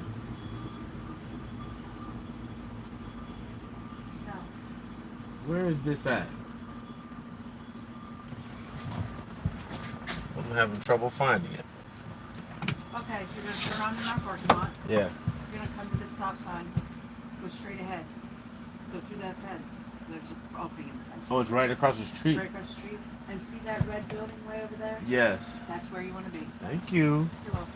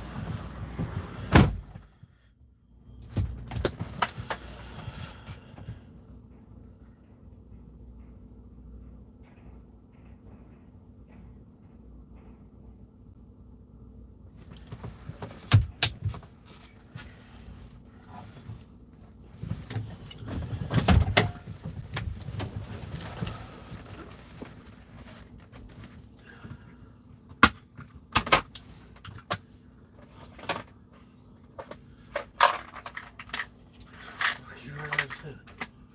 Real thirsty about it. You like, oh, I don't know.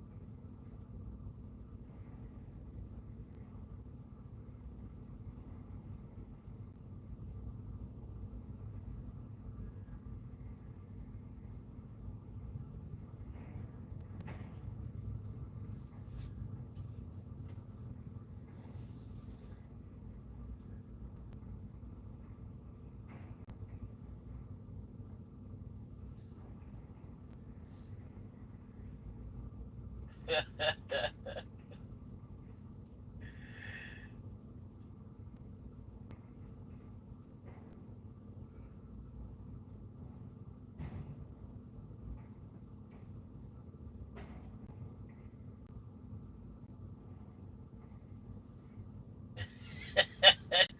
that car.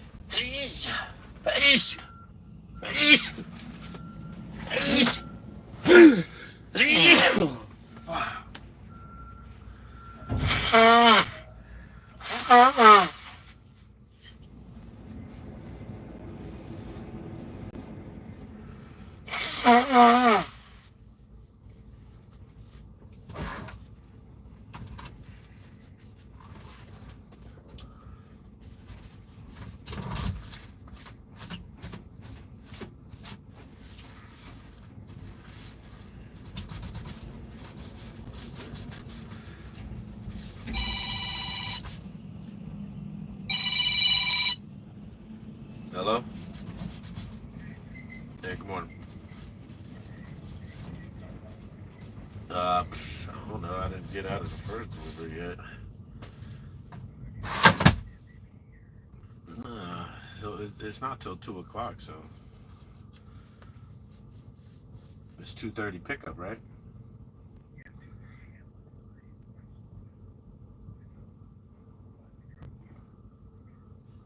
Oh yeah, I don't know. So I've been here since 6 o'clock waiting to get a door, and then it's a 2 hour ride back. So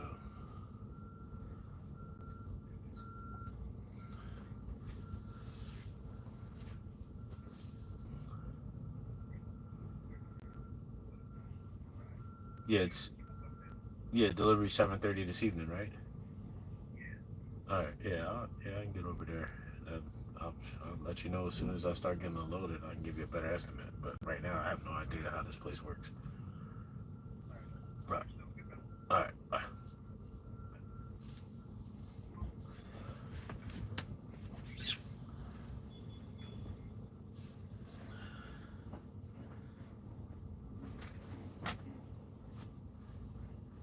Oh yeah. Yes.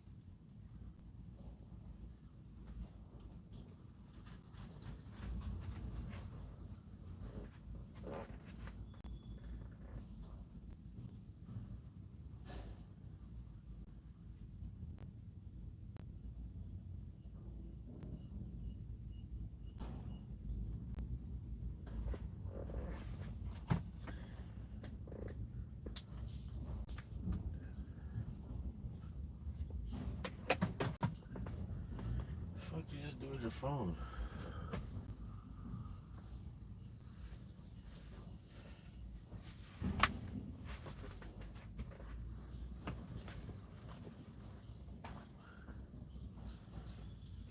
Just like that shit. What the fuck is going on here?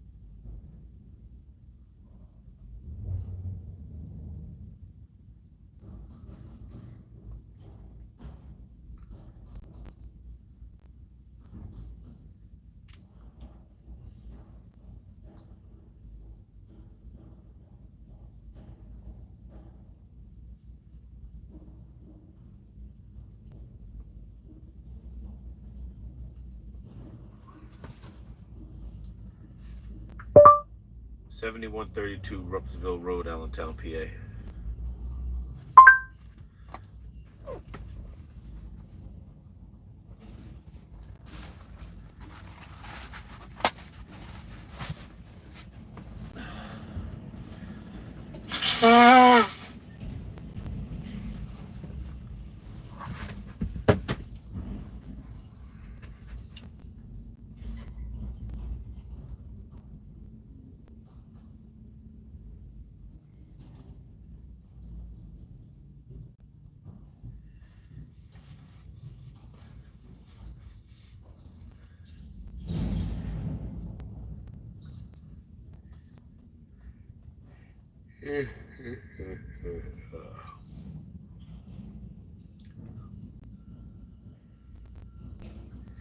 "14 Rotterdam Industrial, Schenectady, New York."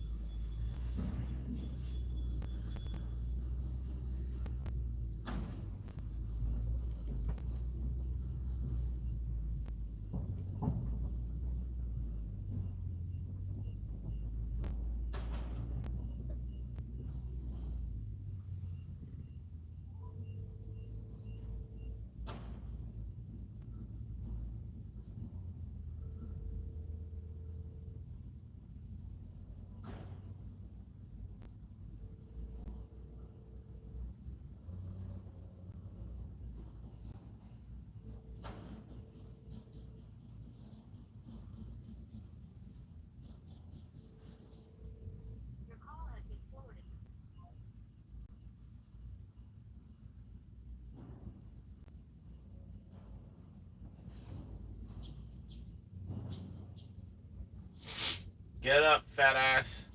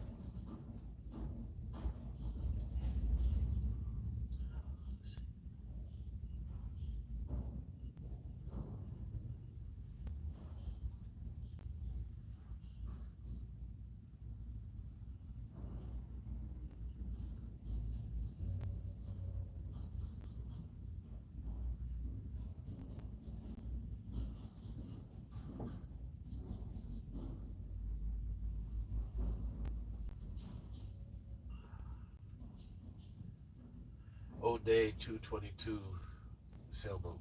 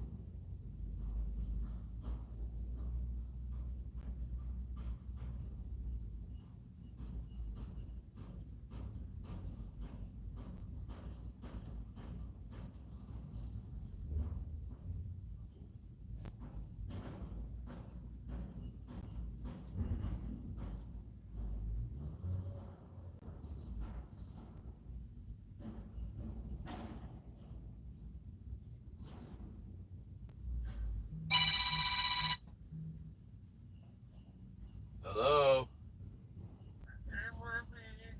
Hey, good morning. How'd you sleep? How your eyes feel? Was that did the filter help? All right, all right. So did you get your homework done last night? You did? No, Why not? because I didn't get the paper. Yes, you did. The teacher sent it to you. He even sent it to me. I even sent you the papers. And I called you this morning. You don't check your phone for the shit you need to, but you on it all the damn time. I'm not on my phone. Well, that's why I called you earlier, but you ain't answered the damn phone so you can get his homework done. We'll look at it right now. So there it was. All right, get it done. It's right there. Hilkiah, brave and strong. I am. What do you think about? I become. About. Energy flows.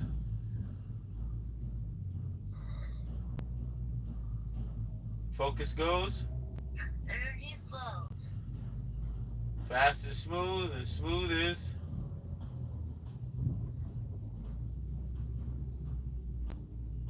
Smooth is. Okay. Yeah? Smooth is. Fast. My man. All right, let's get that homework done, bud. Time to get up, get cracking. I love you. Hey. Yeah? You gonna read me the paper? You gonna read me the story about the police?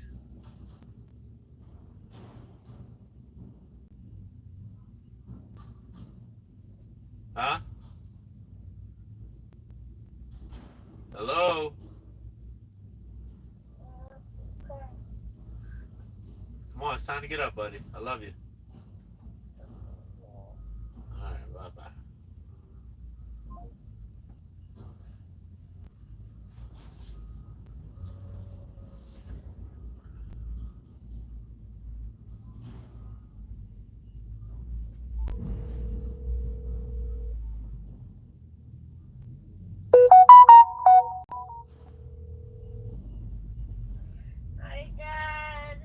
Kaya, read me the story.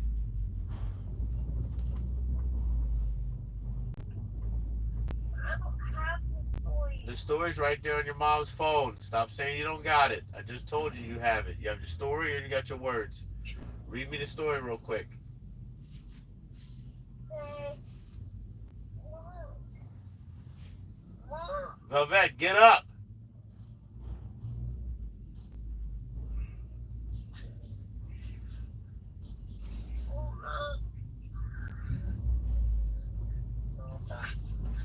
It's like talking to a fucking child, yo.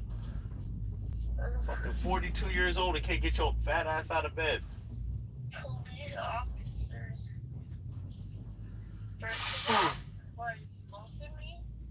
Okay, read me the story. Then freaking Nobody hurt cares. me. Nobody cares. You're You too know old what? to be fucking doing this dumb shit. Fucked up that you keep saying that shit.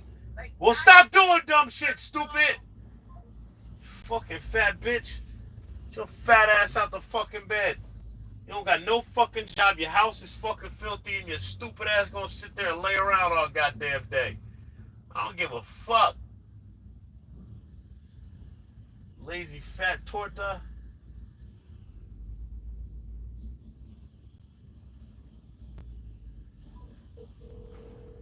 Your call has been forwarded to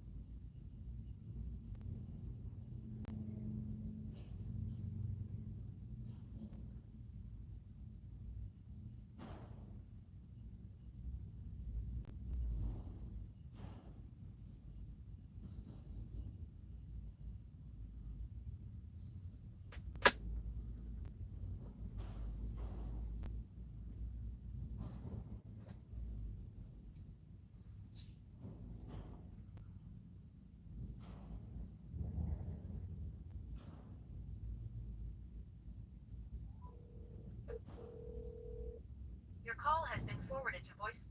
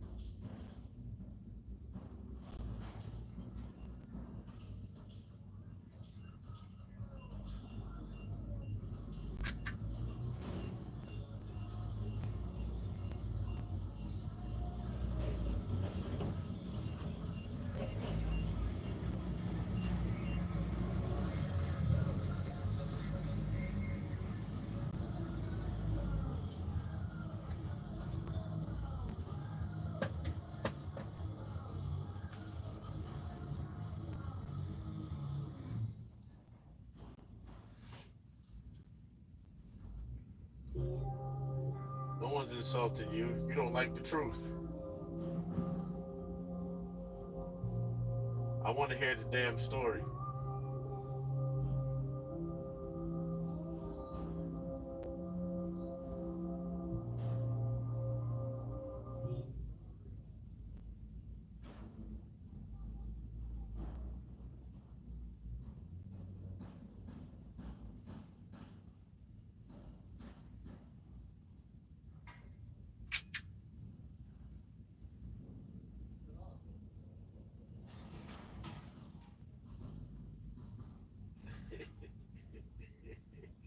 Get your ass up and do the fucking work, bitch. Fuck.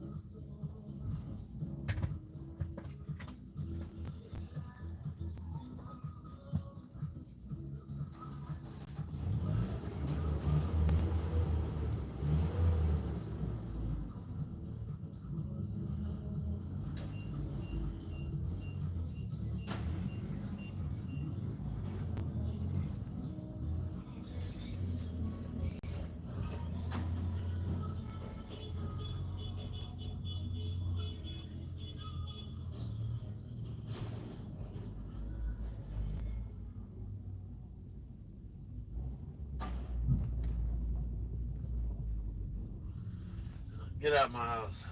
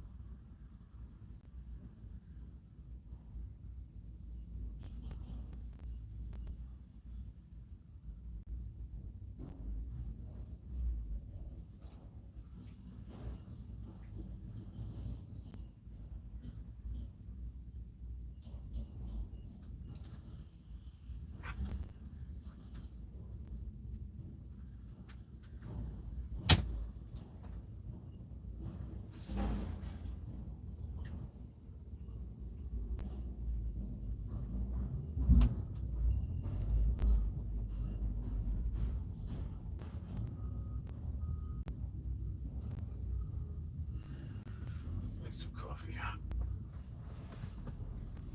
Get your fat ass up. I don't even shit. I'm tired of this shit. Lazy, fucking, fat, annoying.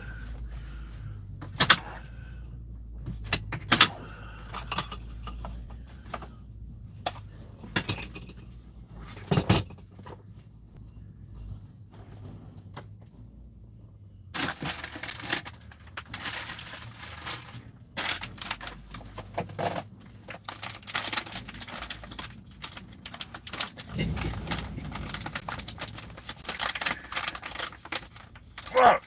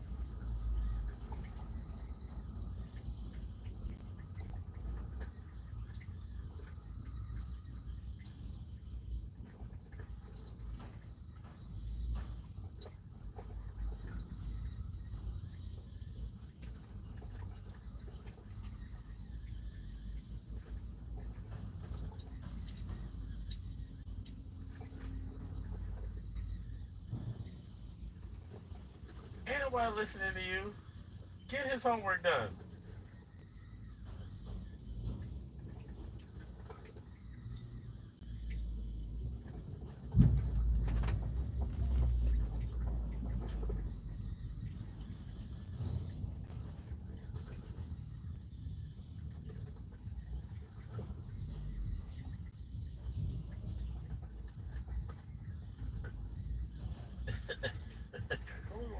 Get his homework done. What's fucking wrong with you?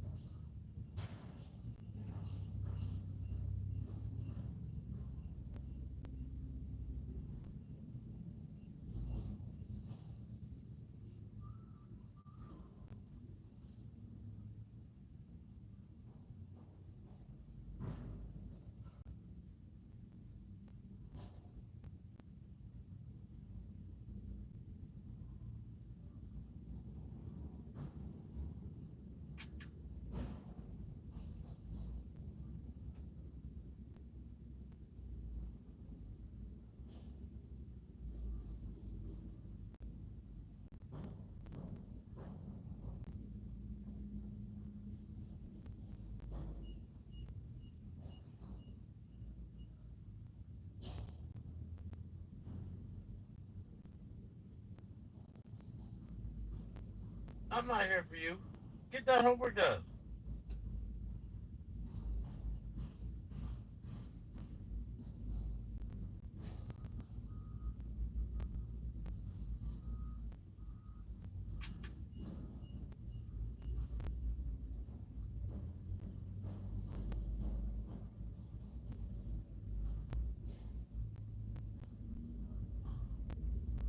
You bothering me.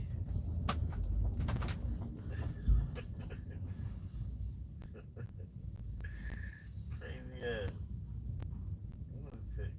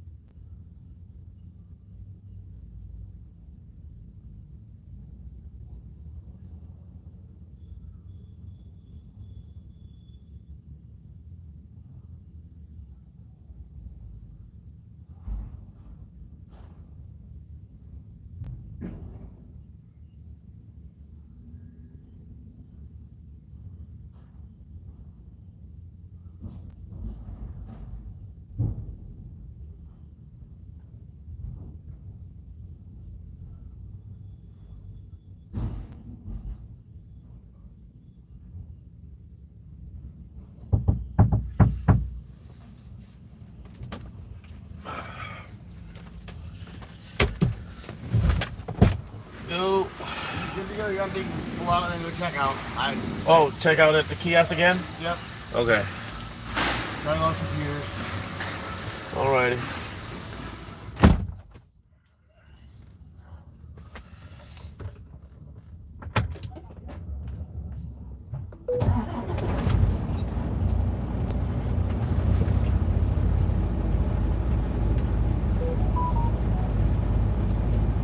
Oh, shit.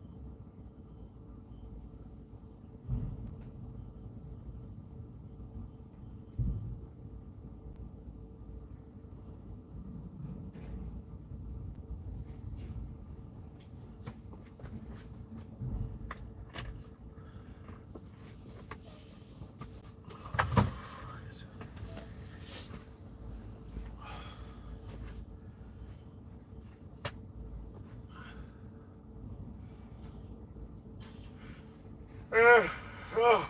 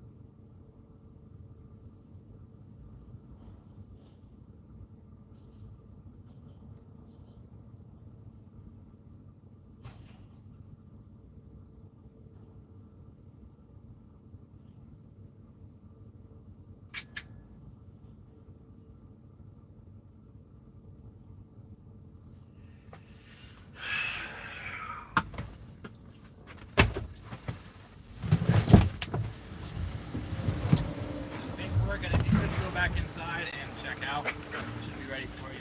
Sorry for the wait.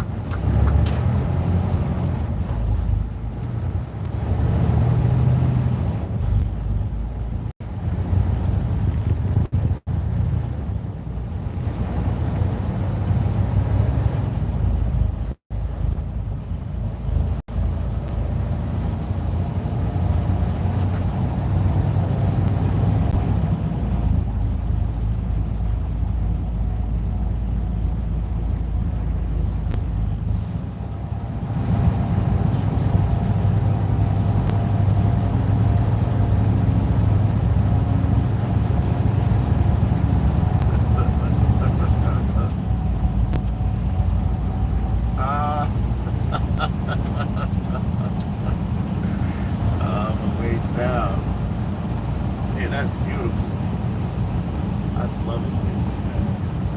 That is perfect. Yeah. I like that. So, looking at it.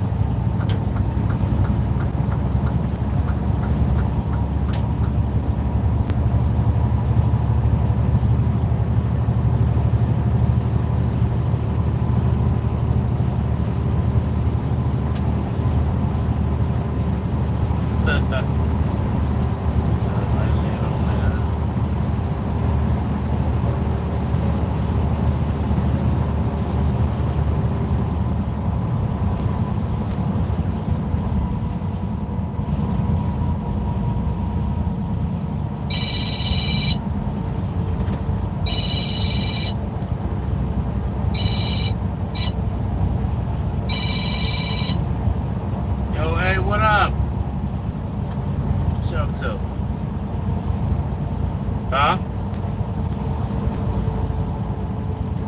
Shit, you did early as shit. Me too.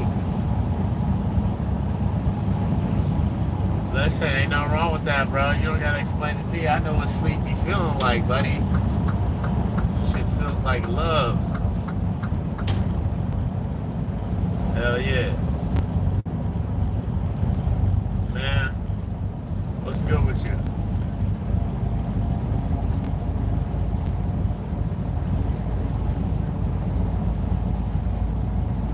What's up? Oh!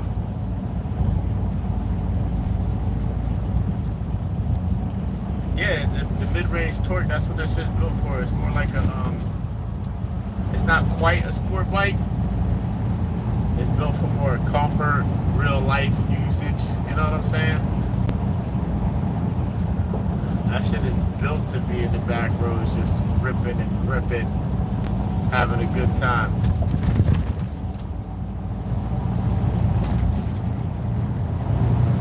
Yeah, but it feels good. And that's where you have all the fun at, you know, back roads, man. I mean, we used to be out there pulling on the highway, but back roads is where it's at. Yeah, unless, you know, somebody's sitting there in the cut and they just fly by.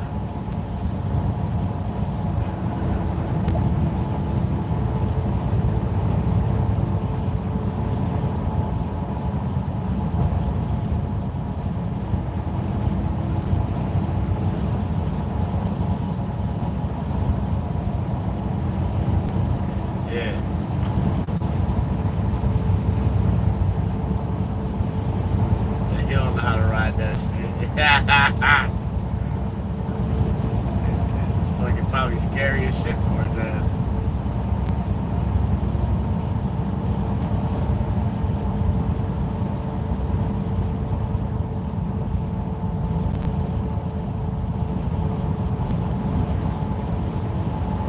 Yeah.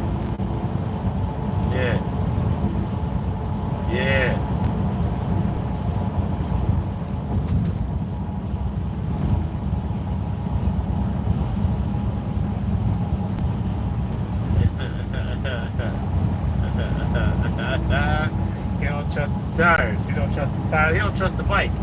He don't trust himself.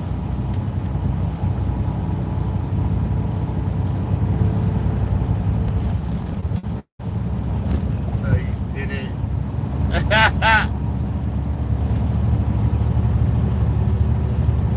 Yeah.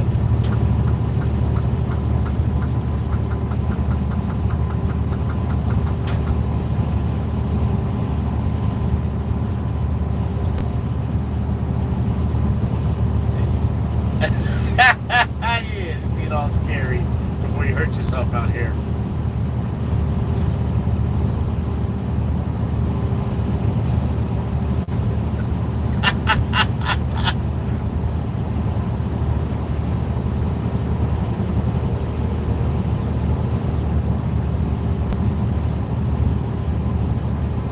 That's all he needed. It's a 600. He'd be good.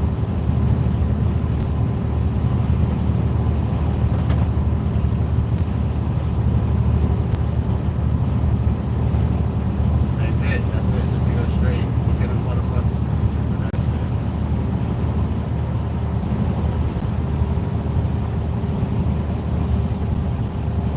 Yep. That's like, yo, how? What you think? Like, you don't watch the motorcycle races? These motherfuckers leading them bikes.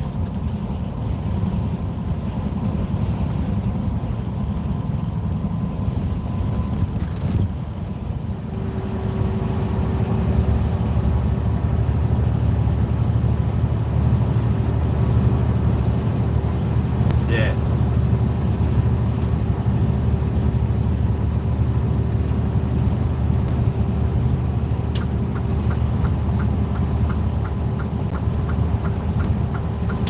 Yeah, he's like that.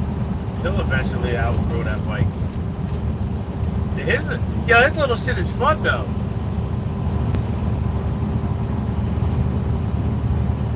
That shit is fun.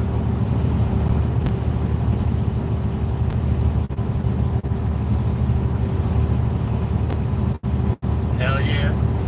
That's what you got to do.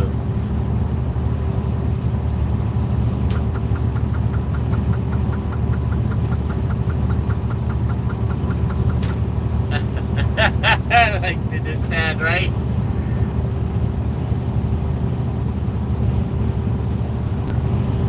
I was looking at the picture yesterday.